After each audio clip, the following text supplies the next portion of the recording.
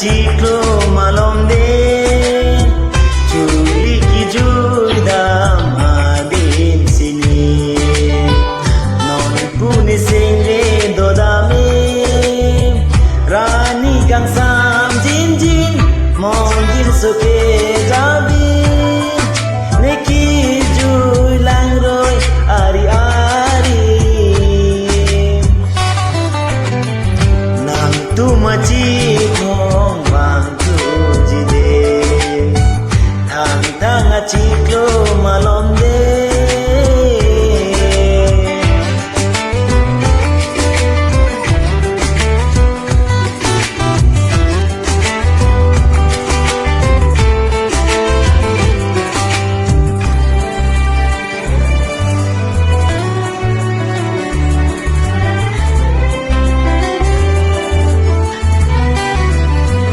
Santi mili ajo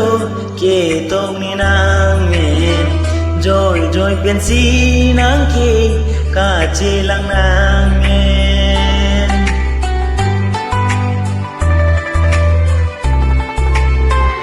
sing karong jingbon une munti bon sing karong yobon nang dai ngon ju hai hai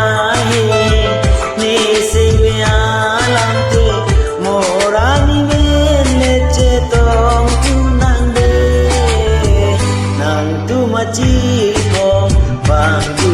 jini thang thang a chi lo malom de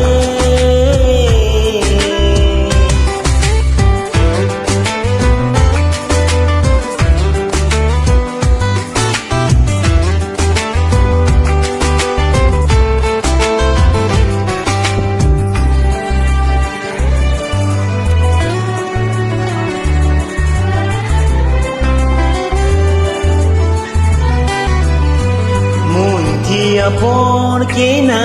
ta dolo ne phan e kai di pi alam mun thi pa me tuna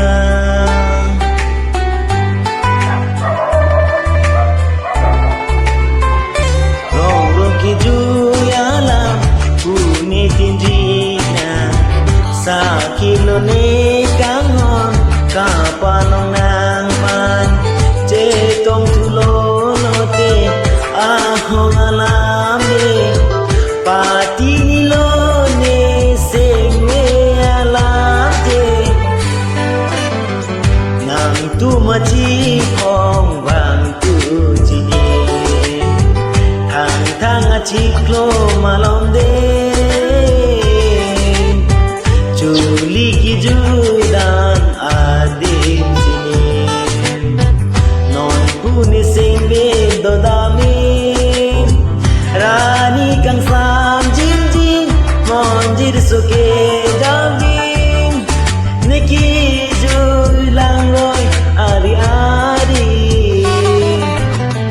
nang tu maji kong bang tu jini thang thang a ciklo malom de